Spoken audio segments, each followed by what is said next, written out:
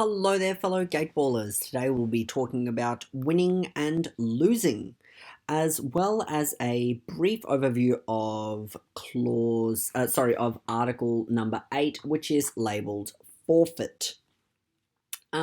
So today we'll be discussing winning and losing, as well as tie-breaking. But before we start, we just need to mention that today's program is proudly supported by Gateball Australia, and all figures used, although there's only one figure used in today's presentation, has been obtained from the World Gateball Union's publications. So without further ado, let's get stuck into Clause 1, which is score and result. We won't be relating to Figure 1 here, just for the moment, but we will discuss it as we go along. And it says, the score is determined by the following. When a successful pass is made through the first gate, 1 point is given. When a successful pass is made through the second gate, another point is given for a total of 2 points. When a successful pass is made through the third gate, another point is given for a total of 3 points. Upon successfully finishing, another 2 points are given for a total of 5 points. At the end of the game, the point of each team's players are added, and the team with the greater total points is the winner. Now, that is incredibly long-winded way of saying that each time a ball passes through the first gate, the second gate, and the third gate, they get 1 point for each gate passed. So a ball that's gone through all 3 gates will get 3 points. It also states that a ball that has hit the goal pole will get 2 points for a total of 5 points possible for each ball, and that all the points of one team added together at the end of the game, and the team with the total score, which is the highest, wins.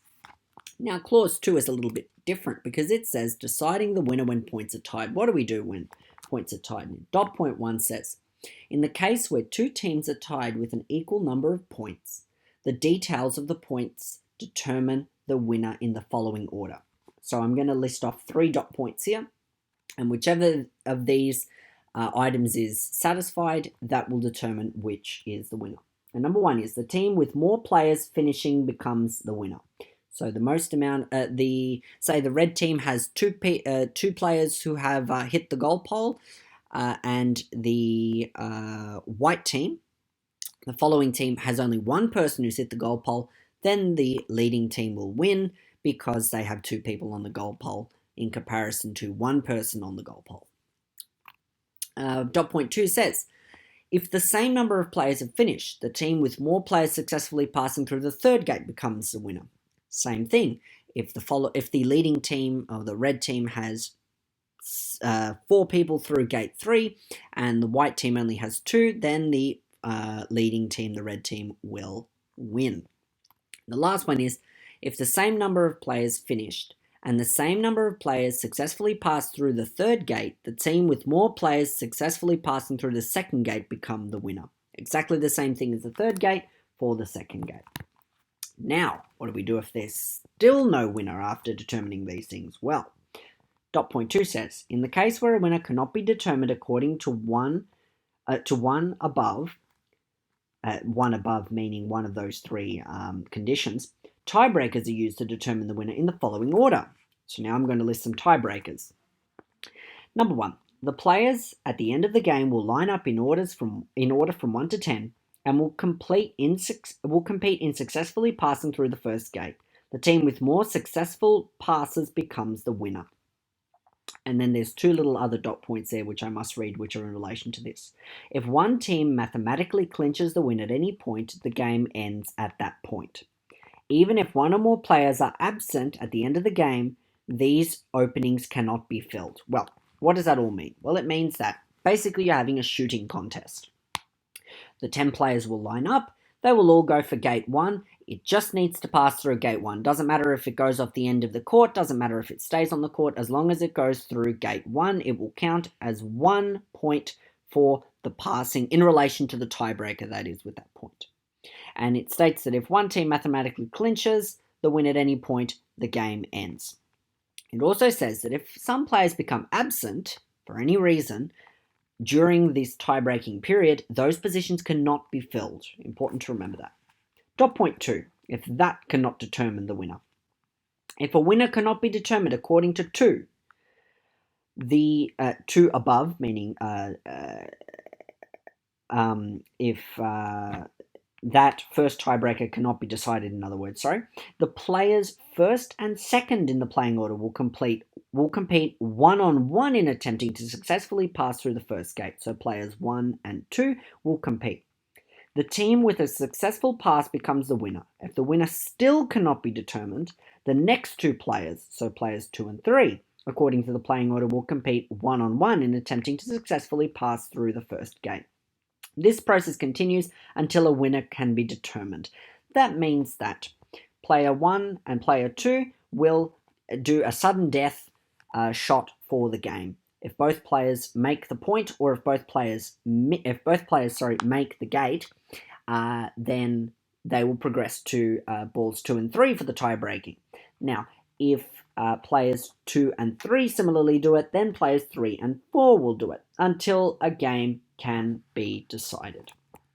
A dot point in relation to dot point number 2 there, it says, if a stroker is absent, the other team can win simply by successfully passing through the first gate. So, if player 1 is present but player 2 is absent during the tie breaking, and that position cannot be filled as we've just read in a previous dot point, player 1 making the first gate will instantly win the leading team the game. Righty. Dot point 3 says, if the winner cannot be determined according to 1 above, rather than determining the winner by way of 2 above, the game may be recorded as a tie. And it's important that the words there are may be recorded as a tie, as you can technically keep going through those numbers, that sudden death system, until someone wins. But the rules give you the option of permitting the game to be recorded as a tie if the tournament conditions allow it. That's the tournament regulations. Should the tournament regulations say that a tie is not permitted, you will have to keep going through that last dot point until a winner can be determined. Moving on to clause 3, which is the perfect game.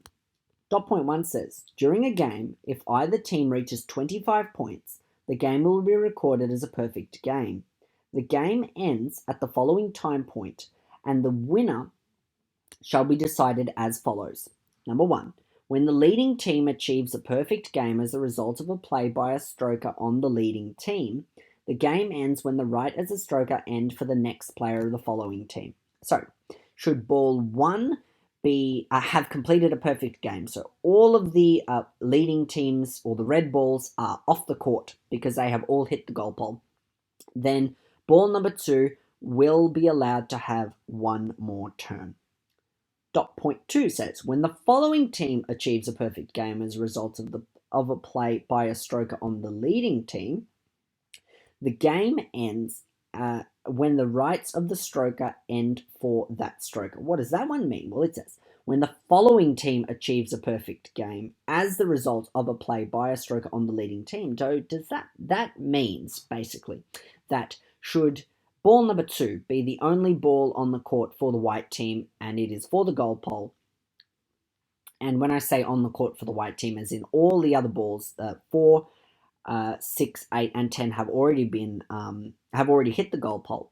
If the number 2 ball hits the goal pole as a result of the leading team or the red team's play, then the game ends when the stroker who hit the, most likely sparked the number 2 ball into the goal pole ends. So, if number 1 accidentally sparks number 2 into the goal pole, and number 2 was for the goal pole, and that would make a perfect game for the white team, the game ends when the rights as a stroker have ended for ball number 1. A little bit of a complicated one there, but moving on to dot point number 3, and it says, when the leading team achieves a perfect game as a result of the play by the stroker of the following team, so reverse of the last one. The game ends when the rights as a stroker end for that stroker. Exactly the same thing. So should the following team be playing and the red team ball from the red team accidentally be struck onto the goal pole, and that would make a perfect game for the red team, the game ends when the rights of the stroker end for the white player, the player of the white ball that caused that play to happen. And the very last one says, when a perfect game is achieved by the following team, the white team, As a result of the play by a stroker on the following team, the game ends at that moment. What does that mean? Well, if the player of ball 2 plays and his play causes all of the balls to strike the goal pole or touch the goal pole, the game ends immediately.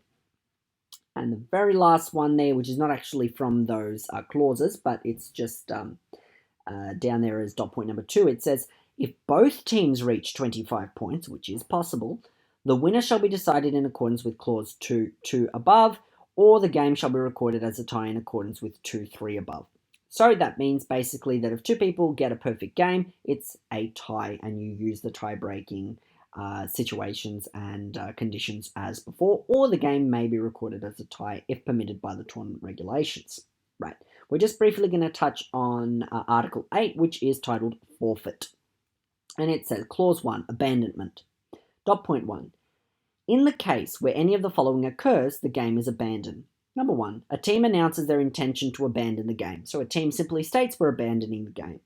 Number 2, a team has less than 5 players at the start of the game. So should there not be 5 people ready to play on a given team, they obviously, the game becomes abandoned. And dot point 2 says, if the game is abandoned, the other team wins the game by forfeit. And then and that's basic as that. Clause 2 of that one there says non-eligible participation. And dot point 1 says the following will be regarded as non-eligible participation. And they've got 3 little things there which are non-eligible. And it says, number 1, if anyone other than those listed in the playing order sheet plays in the game. So if you're not on the playing order sheet as a player or a substitute, you may not play in that game. Number 2, if a player with equipment or a uniform that does not comply with the requirements of the inspection held before the start of the game. So what does that mean? Well, if a player is told by the chief referee or the assistant referee that their equipment or clothing is not conforming and they choose to play, that is non-eligible participation. And the last one is, if a player who was replaced by a substitute then plays again in the same game. What does that mean? Well, if the player of ball 5 comes off and is substituted with one of the substitute players as recorded on the playing order sheet, and then that same player substitutes back into the game, that is considered non-eligible participation, because if you remember in the last article, 2 articles ago, Article 6, I believe, or it might have been Article 5, states that substitutes are not permitted to be substituted again. So, i.e. a player who has been substituted out may not be resubstituted in. And the very last dot point states what non-eligible participation is, and non-eligible participation by a team will result in the other team winning by forfeit. So if any one of those 3 conditions is met, the game is forfeit. Well, we hope you've enjoyed going through Articles 7 and 8 with us, which was winning and losing and forfeit. And we hope to see you in the next video of our series and on a court around Australia soon. And let's play ball!